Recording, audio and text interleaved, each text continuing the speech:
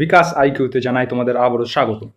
বাংলা ভাষা প্রবন্ধটা নিয়ে আজ আমরা লাইন ধরে ধরে শব্দার্থ সহ সম্পূর্ণ একটা আলোচনা করতে চলেছি এবং ক্লাস 12 তৃতীয় সেমিস্টারের পরীক্ষাতে এই প্রবন্ধ থেকে কোন কোন ধরনের এমসিকিউ আসতে চলেছে, কোন কোন প্রশ্ন আসতে পারে সে বিষয়েও তোমাদের তথ্য জানাবো। স্বামীজির লেখা বাংলা ভাষা প্রবন্ধটি 125 বছর আগে লেখা।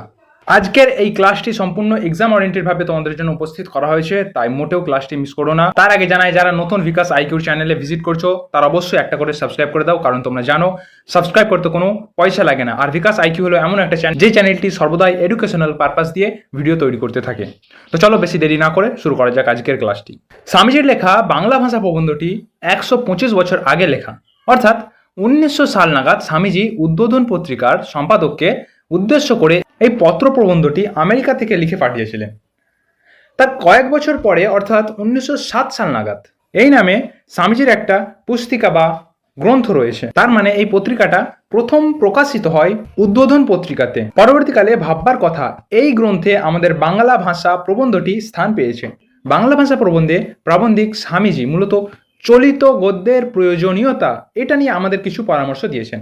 সাধু ভাষা এবং সংস্কৃত ঘেঁষা ভাষা আমাদের লেখা সাহিত্য কেন থাকবে, কেন সেখানে চলিত গদ্য থাকবে না, এটা নিয়ে তিনি কিছু যুক্তিনিষ্ঠ আলোচনা এই প্রবন্ধে করেছেন। তবে আমরা যখন প্রবন্ধ পড়ে শেষ করব আমরা বুঝতে পারবো চলিত ভাষার গুণাগুণ এগুলো বর্ণনা করতে গিয়ে স্বামীজি মূলত আমাদের কৃত্রিমতা পরিহার করে প্রাকৃতিক সৌন্দর্যের প্রতি অনুগত হওয়ার পরামর্শই দিয়েছেন। আর কথা নয়, আজকের সম্পূর্ণ এক্সাম ওরিয়েন্টেড ভাবে প্রবন্ধটা কেমন লাগছে তোমাদের সেটা অবশ্যই আমাকে কমেন্টে লিখে জানাবে। তো দেখে নেই মূল আলোচনা। বাংলা ভাষা স্বামীজির লেখা এই প্রবন্ধটা পড়বার আগে, আলোচনার আগে এই যে তথ্যটা রয়েছে এটা জানাটা জরুরি। 1900 খ্রিস্টাব্দের 20 ফেব্রুয়ারি অর্থাৎ 20 ফেব্রুয়ারি আমেরিকা থেকে উদ্বোধন পত্রিকার সম্পাদককে স্বামীজি একটা পত্র লেখেন। সেই পত্র থেকে আমাদের প্রবন্ধটি উদ্ধৃত। অর্থাৎ আজ আমরা যে আলোচনা করতে চলেছি বাংলা ভাষা নিয়ে, এটা একটা পত্র প্রবন্ধ। এই পত্র প্রবন্ধটি স্বামীজির ভাববার কথা এই নামে একটা গ্রন্থ রয়েছে, সেখান থেকে নেওয়া হয়েছে। বাংলা ভাষা প্রবন্ধটি কার লেখা? স্বামী বিবেকানন্দের। বাংলা ভাষা প্রবন্ধের মূল গ্রন্থের নাম কি? ভাববার কথা। বাংলা ভাষা প্রবন্ধটি কোথা থেকে লেখা হয়েছিল? আমেরিকা থেকে। বাংলা ভাষা প্রবন্ধটি কবে লেখা হয়? 1900 খ্রিস্টাব্দের 20 ফেব্রুয়ারি লেখা হয়। বাংলা ভাষা প্রবন্ধটি স্বামীজি কার উদ্দেশ্যে লিখে পাঠিয়েছিলেন? উদ্বোধন পত্রিকার সম্পাদকের উদ্দেশ্যে। বাংলা ভাষা প্রবন্ধটি কোন পত্রিকাতে প্রথম প্রকাশিত হয়? না উদ্বোধন পত্রিকায়। কতগুলো শর্ট প্রশ্ন যে একটা লাইন থেকে হতে পারে সেটা তোমরা বুঝতে পারলে। বাংলা ভাষা স্বামী বিবেকানন্দ। আমাদের দেশে প্রাচীনকাল থেকে সংস্কৃতই সমস্ত বিদ্যা থাকার দরুন বিজ্ঞান এবং সাধারণের মধ্যে একটা অপার সমুদ্র দাঁড়িয়ে গেছে। অর্থাৎ আমাদের দেশে পুরনো কাল থেকেই সংস্কৃতে সমস্ত বিদ্যা থাকার দরুন একটা সাধারণ মানুষ এবং বিদ্যান জ্ঞানী ব্যক্তির মাঝে একটা অপার সমুদ্রের প্রাচীর যেন দাঁড়িয়ে গেছে।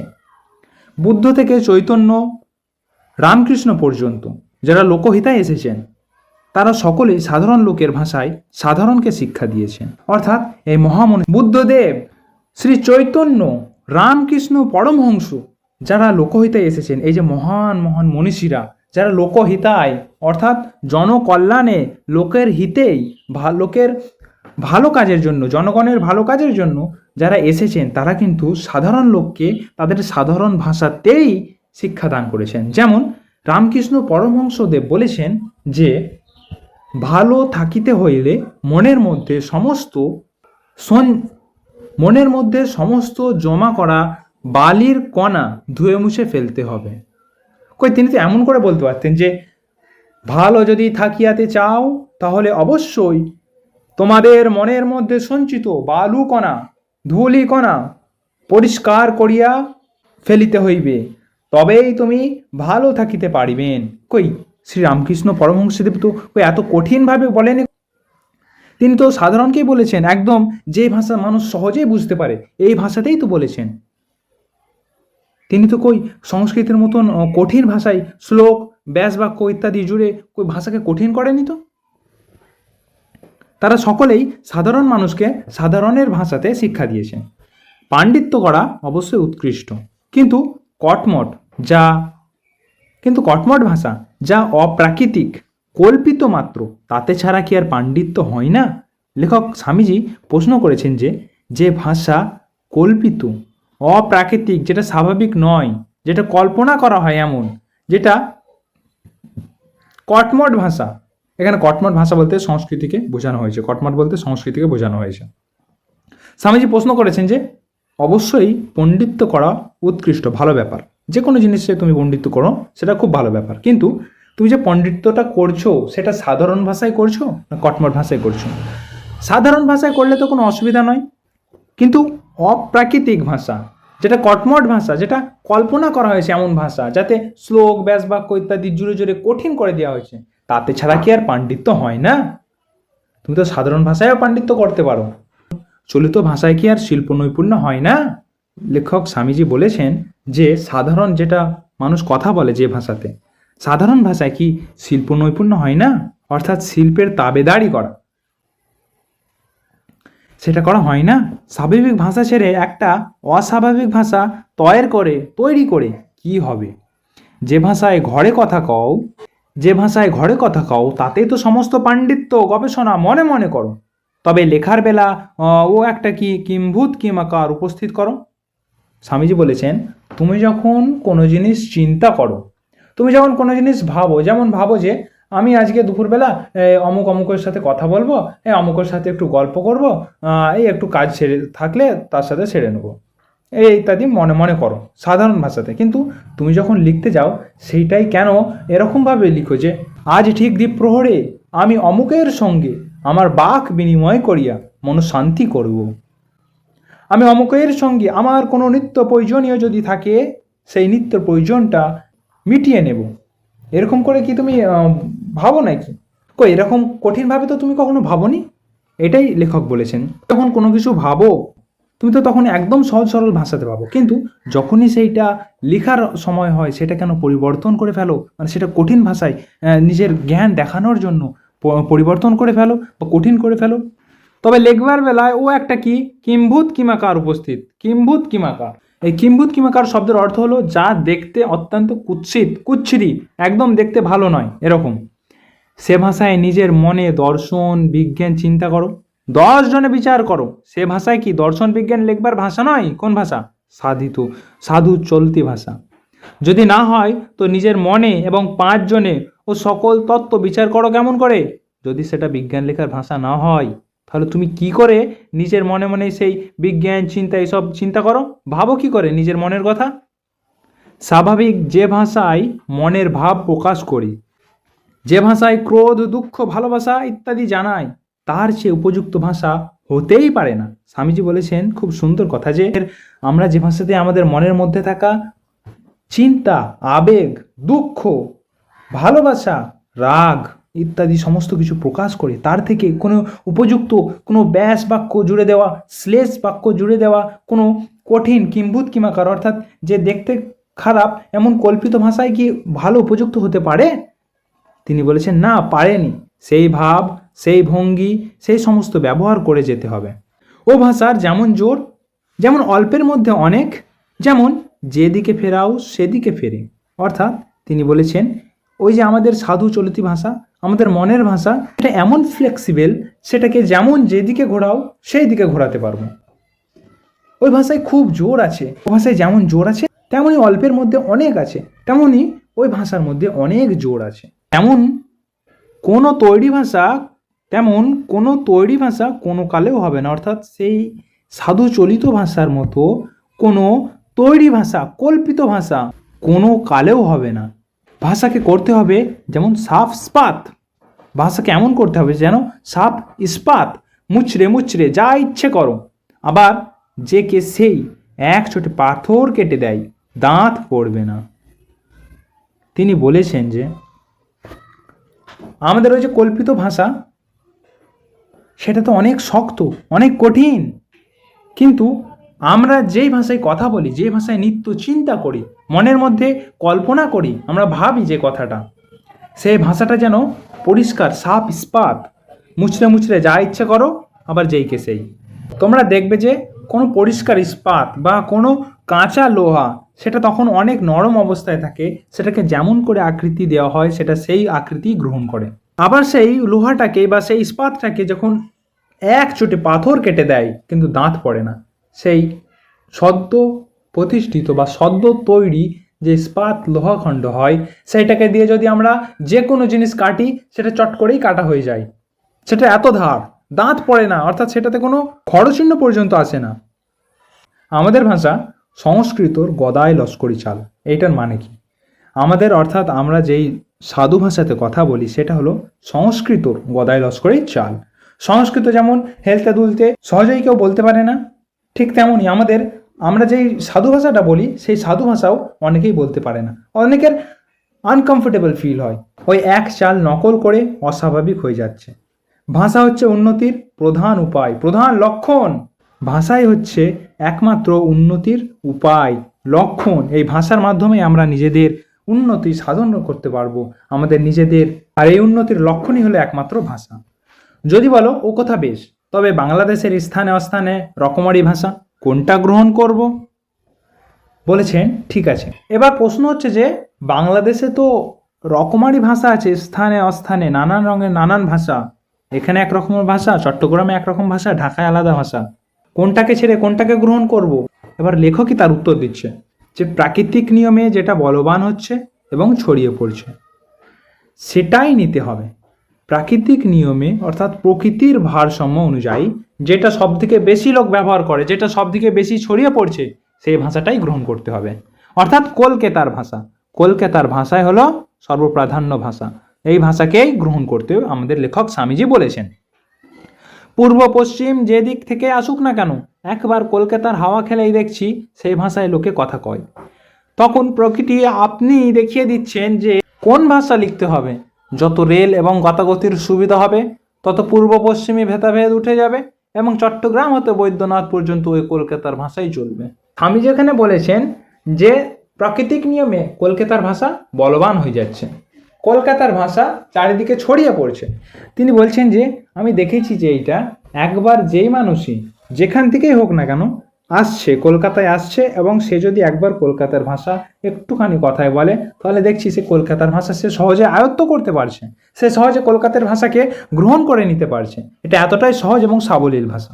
বলেছেন পূর্ব এবং পশ্চিমের ভেদাভেদ উঠে যাবে, অর্থাৎ বাংলাদেশের পূর্ব দিকে এবং বাংলাদেশের পশ্চিমে দিকে, বাংলাদেশের পশ্চিম দিকে যত রকমের ভাষার ভেদাভেদ আছে এগুলো সবই কিন্তু উঠে যাবে। কি করে উঠবে না, যত রেলের গতাগতির সুবিধা হবে, মানে যত রেল যাতায়াত হবে, ট্রেন চলবে, যত ট্রেনের মধ্যে মানুষের আদান প্রদান যাতায়াত হবে, সেই যাতায়াতের মাধ্যমে বাংলাদেশের পূর্ব দিক এবং পশ্চিম দিকের ভেদাভেদ পার্থক্য উঠে যাবে। চট্টগ্রাম হতে বৈদ্যনাথ পর্যন্ত ওই কলকাতার ভাষাই চলবে। কোন জেলার ভাষা সংস্কৃতের বেশি নিকট সে কথা হচ্ছে না। তিনি বলছেন আমি এখানে বলছি যে কোন ভাষাটা সংস্কৃতের বেশি কাছে যাচ্ছে ওই কথাটা হচ্ছে না, কিন্তু কোন ভাষা জিতছে সেইটা দেখতে হবে, যে কোন ভাষা জিতছে সহজেই মানুষ গ্রহণ করতে পারছে সেইটাই দেখতে হবে। যখন দেখতে পাচ্ছি যে কলকাতার ভাষায় অল্প দিনে সমস্ত বাংলাদেশের ভাষা হয়ে যাবে, তখন যদি পুস্তকের ভাষা এবং ঘরে কথা কওয়া ভাষা এক করতে হয় তো বুদ্ধিমান অবশ্যই কলকাতার ভাষাকে ভিত্তি স্বরূপ গ্রহণ করবে। এথায় গ্রাম্য ভাষাটিকেও জলে ভাসান দিতে হইবে। লেখক স্বামীজি বলছেন যে যখন দেখতে পাচ্ছি যে ভবিষ্যতে, অদূর ভবিষ্যতে, অল্প দিনের মধ্যেই সমস্ত বাংলাদেশে ওই কলকাতার যে ভাষাটা আছে কলকাতার ভাষাটাই ছড়িয়ে পড়বে, তখন বইয়ের ভাষা অর্থাৎ পুস্তকের ভাষা এবং আমরা যে ভাষায় ঘরে কথা বলি সেই ভাষা যদি এক করতে চাও, সমান করতে চাও, তাহলে যারা বুদ্ধিমান জ্ঞানী ব্যক্তি তারা কিন্তু অবশ্যই কলকাতার ভাষাকেই ভিত্তিস্বরূপ গ্রহণ করবে। মানে তারা ঘরেও কলকাতার ভাষায় কথা বলবে এবং যারা পুস্তক পড়বে বা পুস্তক লিখবে বা গ্রন্থ রচনা করবে তারা অবশ্যই কলকাতার ভাষাকেই ভিতস্বরূপ গ্রহণ করবে। আর এখানে গ্রাম্য ঈর্ষাটিকেও জলে ভাসান দিতে হবে, মানে কোন গ্রামের, এই গ্রামের মানুষ আমি কলকাতার ভাষা বলবো, আর আমি চট্টগ্রামের মানুষ আমি কেন কলকাতার ভাষা বলবো। এই যে গ্রামের ঈর্ষা বলেছেন এটাকে লেখক, তিনি বলেছেন যে গ্রামের ঈর্ষা হিংসাটাকেও এখানে ভাসান দিতে হবে, অর্থাৎ ত্যাগ করতে হবে। সমস্ত দেশের যাতে কল্যাণ সেটা তোমার জেলা বা গ্রামের প্রাধান্যটিকেও ভুলে যেতে হবে, অর্থাৎ যে জায়গাটিতে তোমার দেশের কল্যাণ, তোমার এলাকার কল্যাণ হবে অর্থাৎ যেই জায়গাটিতে যেই ভাষাটির মধ্যে সমস্ত দেশের ভালো হবে, কল্যাণ হবে, সেখানে তোমার জেলা বা তোমার গ্রামের প্রাধান্যটি ভুলে যেতে হবে যে আমার জেলার ভাষা এখানে লুপ্ত প্রায় হয়ে যাবে, আমি কেন কথা বলবো না, এরকম ভাবলে হবে না। তোমার সারা দেশের কথা ভাবতে বলেছেন লেখক। ভাষা ভাবের বাহক, এটা তোমাদের পরীক্ষায় পড়ে যে ভাষা কিসের বাহক, না ভাবের। অর্থাৎ ভাষার মাধ্যমেই কিন্তু আমরা নিজেদের মধ্যে থাকা ভাবকে জাহির করতে পারি, নিজের ভাবকে প্রকাশ করতে পারি। ভাবই প্রধান, অর্থাৎ আমরা যে ভাবনাটা ভাবি, চিন্তা করি, সেটাই প্রধান। ভাষা পড়ে, আমরা যেরকম কল্পিত ভাবনা ভাববো, যেরকম আমাদের ইচ্ছা সেরকম যদি আমরা ভাবি, আর সে আমাদের ভাবনাটাকেই তো কিসের মাধ্যমে প্রকাশ করব তখন, না ভাষার মাধ্যমে প্রকাশ করব। হীরামতির সাজ পড়ানো ঘোড়ার ওপর বাঁদর বসালে কি ভালো দেখায়, এটা একটা শ্লোক বাক্য। দেখো, একটা ঘোড়া, তাকে যদি আমি হিরে মতি ইত্যাদি সাজ পরিয়ে রাজকীয়ভাবে ঘোড়াটাকে সাজাই, সেজিয়ে তার ওপর যদি আমি বাঁদরকে বসিয়ে দিই, তাহলে কি সেটা ভালো দেখাবে? সংস্কৃতর দিকে দেখো দেখি, ব্রাহ্মণের সংস্কৃত দেখো। ব্রাহ্মণ হচ্ছে একজন মহামনীষী, তিনি কিভাবে সংস্কৃত কথা বলেছেন, সেই সংস্কৃত লেখক স্বামীজি দেখতে বলেছেন যে লক্ষ্য করো, সে ব্রাহ্মণ মনীষী তিনি কিভাবে সংস্কৃত ভাষা বলেন। সবর স্বামীর মীমাংস ভাষ্য দেখো, সবর স্বামীর মীমাংস ভাষ্য, অর্থাৎ সবর স্বামীও একটা মহামনীষী ছিলেন, পণ্ডিত ব্যক্তি ছিলেন। তিনি যে মীমাংস ভাষ্য লিখেছেন সেই গ্রন্থটাকে ফলো করতে বলছে, লক্ষ্য করতে বলছে। বলেছেন পতঞ্জলির মহাভাষ্য দেখো, তোমাদের একটা কিন্তু এখান থেকে প্রশ্ন দিয়েই দেয় যে সবর স্বামী কি রচনা করেছেন, কিংবা মীমাংস ভাষ্য এবং মহাভাষ্য কে লিখেছেন বা কে রচনা করেছেন। মীমাংস ভাষ্য লিখেছেন সবর স্বামী এবং মহাভাষ্য লিখেছেন পতঞ্জলি। কার সংস্কৃত দেখতে বলেছে, ব্রাহ্মণের সংস্কৃত দেখতে বলেছে লেখক। আচার্য শঙ্করের ভাষ্য দেখো, ভাষ্য কে রচনা করেছেন, আচার্য শঙ্কর। আর আবর্চীন কালের সংস্কৃত দেখো, আবর্চীন মিন্স বর্তমান কালের কথা, বর্তমানের সংস্কৃত দেখো। এখনই বুঝতে পারবে যে যখন মানুষ বেঁচে থাকে তখন জ্যান্ত কথা কয়, আর মরে গেলে মরা ভাষায় কয়। যত মরণ নিকটে হয়, নতুন চিন্তা শক্তির যত ক্ষয় হয়, ততই দু একটা পচা ভাব আর রাশিকৃত ফুল চন্দন দিয়ে ছাপাবার চেষ্টা হয়। এখানে লেখক ব্যঙ্গমাত্রায় বলেছেন যে দেখো আবর্চন কালের অর্থাৎ বর্তমান সময়ের সংস্কৃতগুলো দেখো না একবার, আগেকার সংস্কৃত দেখো আর এখনের সংস্কৃত দেখো। আগেকারাই কত সাবলীল সুষ্ঠু ভাষাতে সহজে বোঝা যায়, সহজে বোধগম্য করা যায় এমন ভাষাতে সংস্কৃত কথা বলা হতো, সংস্কৃত ভাষায় লেখা হতো, পাণ্ডিত্য করা যেত। কিন্তু এখনকার সংস্কৃত দেখো, নানান শ্লোক বাক্য, ব্যাস বাক্য, কঠিন কঠিন দুর্বোধ্য উচ্চারণ করার মতন শব্দ যোগ করে দিচ্ছে। যত মরণ নিকট হয় নতুন চিন্তা শক্তির ক্ষয় হয়, অর্থাৎ যত মরণ নিকটবর্তী হতে থাকে তত নতুন চিন্তা শক্তি করার ক্ষমতা লোপ পেতে থাকে। বর্তমানকালের সংস্কৃতকে নানান ব্যাস ইত্যাদি দিয়ে জটিল করে দিচ্ছে তাকে সুন্দর বানানোর জন্য, কিন্তু দেখো সেই সংস্কৃতটা কিন্তু এখন দুর্বোধ্য, কঠিন, উচ্চারণ অনেকটাই শক্ত হয়ে পড়ছে। তো একটা দুটো পচা ভাব রাশিকৃত ফুল চন্দন দিয়ে ছাপাবার চেষ্টা করছে। বাপ রে, সে কি ধুম! 10 পাতা লম্বা লম্বা বিশেষণের পর দুম করে রাজা আসিত। আহা, কি প্যাঁচওয়ালা বিশেষণ, কি বাহাদুর সমাস, কি শ্লেষ! লেখক ব্যঙ্গ করে বলেছেন যে দেখো বাপরে, সে কি ধুম, 10 পাতা লম্বা লম্বা করে বিশেষণের পর, মানে বলেছেন যে এই বিশেষ বিদ্রোহ নেতা, বিশেষ সাহসী, বিশেষ বীর পুরুষ, বিশেষ বংশের অমুক ব্যক্তি, যিনি অমুক বংশের একমাত্র বাতিজ প্রদান করেছেন, যিনি অমুক রাজ্যের একমাত্র শ্রেষ্ঠ বীর পুরুষ, তিনি হলেন, তার এত রকম গুণ বিশেষণ প্রকাশ করে তারপর হঠাৎ বলছেন রাজা আসিত, অর্থাৎ রাজা ছিলেন। অর্থাৎ সোজা কথায় বললে কোনো একটা ব্যক্তির অনেক নাম করার পর, অনেক প্রশংসা করার পর, অর্থাৎ বিশেষণের উপর বিশেষণ প্রদান করে হঠাৎ করে বললেন যে এই ব্যক্তি এই। আহা, কি প্যাঁচুয়া বিশেষণ, মানে অর্থাৎ কি প্যাঁচালো বিশেষণ, কি বাহাদুর সমাস, তার নাম করার জন্য কত বাহাদুর সমাস ব্যবহার করা হয়েছে, কি শ্লেষ! ওসব মরার লক্ষণ। বর্তমান সময়ে যে এই সমস্ত গুণ, প্যাঁচুয়া বিশেষণ, বাহাদুর সমাস, বড় বড় শ্লেষ যোগ করা হয়েছে এবং তার প্রশংসা করা হয়ে লেখাটা লেখা হচ্ছে, ও সব মরার লক্ষণ। যখন দেশটা উচ্ছন্নে যেতে আরম্ভ হলো তখন এই সব চিহ্ন উদয় হলো, মানে এই সব মরার লক্ষণ। কার? না সংস্কৃতের মরার লক্ষণ।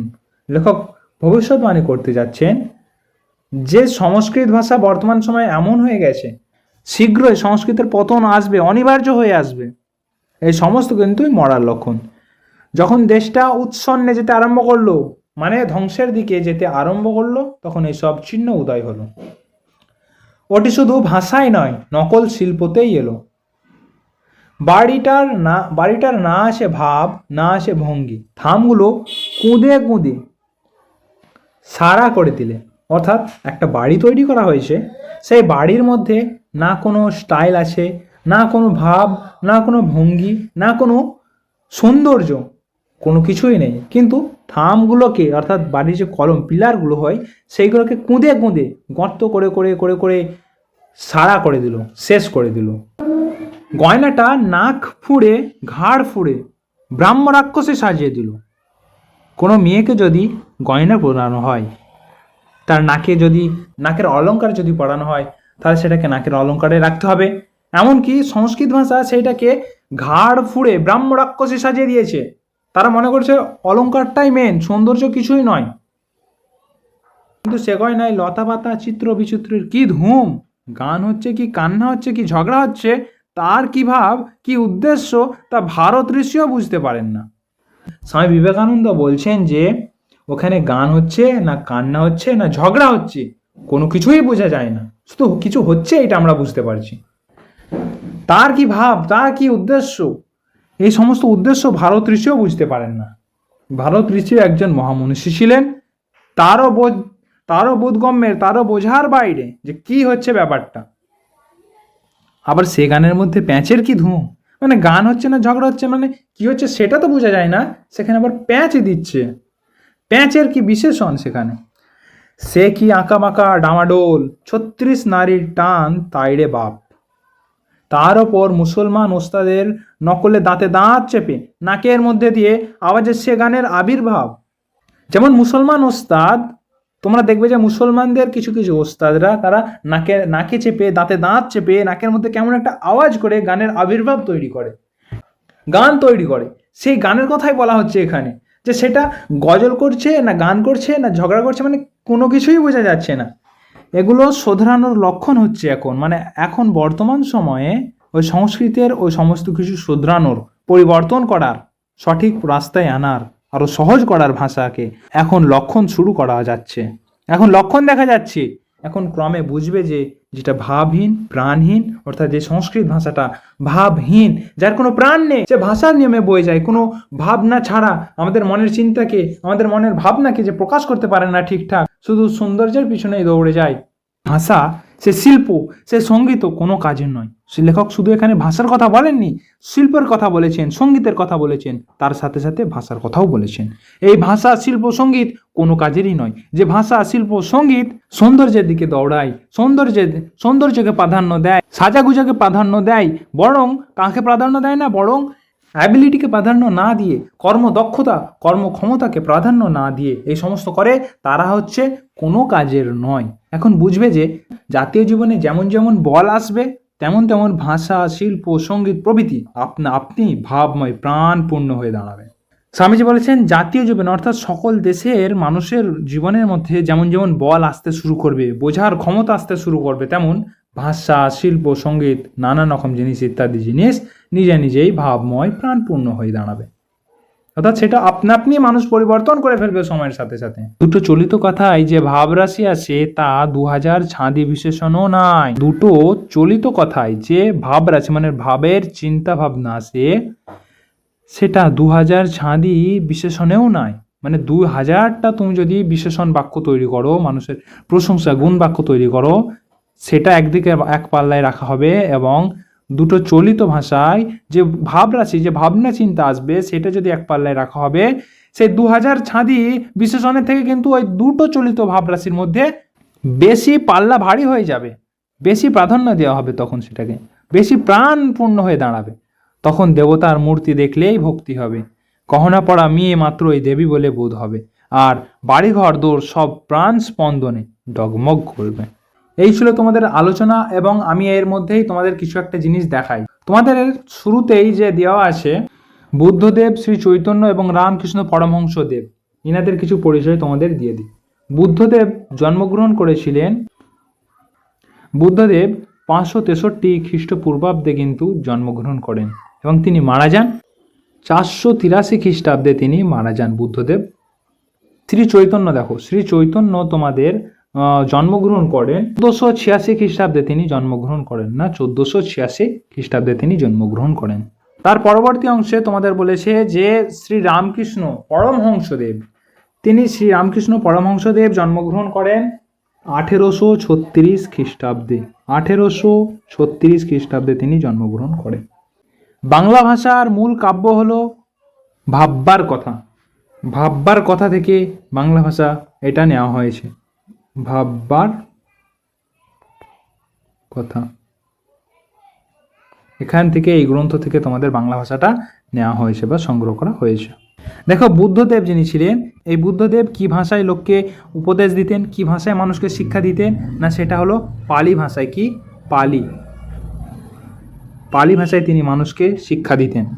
শ্রী চৈতন্যদেব কিন্তু ভক্তি আন্দোলনের একজন নেতা ছিলেন। শ্রী চৈতন্যদেব ভক্তি আন্দোলনের নেতা ছিলেন। আর রামকৃষ্ণ পরমহংসদেব কি ছিলেন, না রামকৃষ্ণ পরমহংসদেব জন্মগ্রহণ করেছিলেন কামারপুকুর গ্রামে। কামারপুকুর গ্রামে। ঠিক আছে, এটা তোমরা দেখবে। এই যে গল্পটা পড়ানো হলো, এইটাই হলো কিন্তু ভাববার কথা। স্বামীজি চলিত গদ্যের উপকারিতা বোঝাতে গিয়ে তিনি আমাদের কিন্তু একটা বড় মূল্যবোধের শিক্ষা দিলেন। তিনি কি বোঝাতে চাইলেন? প্রাকৃতিক সৌন্দর্যের প্রতি আমাদের নিবেদিত প্রাণ হতে হবে, এগুলো ত্যাগ করতে হবে, এবং আমাদের যা কিছু প্রাকৃতিক, যা কিছু ঈশ্বর সৃষ্ট, যা কিছু শাশ্বত, সেগুলোকেই গ্রহণ করতে হবে। তবেই আমরাও প্রাণ স্পন্দনে ভরপুর হয়ে উঠতে পারবো। আলোচনা ভালো লাগলে অবশ্যই ভিডিওটি একটা লাইক করে দিও, ভিডিওটা তোমাদের বন্ধুদের মাঝে শেয়ার করে দিও। কেমন প্রশ্ন কোন কোন জায়গা থেকে হতে পারে তার একটা আভাসও দিই। উৎস মানে কোথা থেকে নেওয়া হয়েছে, গল্পের উৎস কি, গল্পটা কোথা থেকে নেওয়া হয়েছে, কবে লেখা, কোন পত্রিকায় পাঠানো, এই জায়গাটা, স্বামীজির জন্মসাল এবং লেখক পরিচিতি, ওই জায়গাটা থেকে যে 3-4 জন বিশিষ্ট জন আছে এবং তাদের গ্রন্থের নাম সবর স্বামী, পতঞ্জলি, শঙ্করাচার্য, এই জায়গাগুলোতে তাদের লেখার নাম, গ্রন্থের নাম, এই জায়গাটা। তারপর ধরো ওই যে কটমট ছোট ছোট উদাহরণ দেওয়া হয়েছে। তারপর ধরো যে কয়েকটা ছোট ছোট উদাহরণ দেওয়া হয়েছে, যে হীরমতির সাজ পড়ানো ঘোড়ার ওপর বসার কথা, ব্রাহ্মরাক্ষসের প্রসঙ্গ, ভাষাকে হতে হবে সাপস্পাত, তার প্রসঙ্গ, প্রাচীনকাল থেকে সংস্কৃতে সমস্ত বিদ্যা ছিল, তবে বিশিষ্টজনেরা যারা লোকহিতায় এসেছেন তারা কোন কোন ভাষা আমাদের শিক্ষা দিয়েছেন সাধারণকে। তারপর ধরো পূর্ব পশ্চিমের যে ভেদাভেদ, সেটা কি হলে উঠে যাবে, ওই ট্রেন চলাচল করলে উঠে যাবে, কোন ভাষাটিকে গ্রহণ করতে হবে, এই যে টুকরো টুকরো তথ্যগুলো রয়েছে, সেখান থেকেই কিন্তু তোমাদের প্রশ্ন হওয়ার সম্ভাবনা রয়েছে প্রবল। আর আমাদের যে ফাইনাল পেড পিডিএফটা আছে, সেটা কিন্তু অবশ্যই তোমরা যদি নিতে চাও, তাহলে নিচে যে স্ক্রিনে নাম্বারে তোমরা আমাদের সাথে যোগাযোগ করতে পারো। আজকের আলোচনা কেমন লাগলো তোমাদের অবশ্যই কমেন্টে লিখে জানিও। Thank you very much.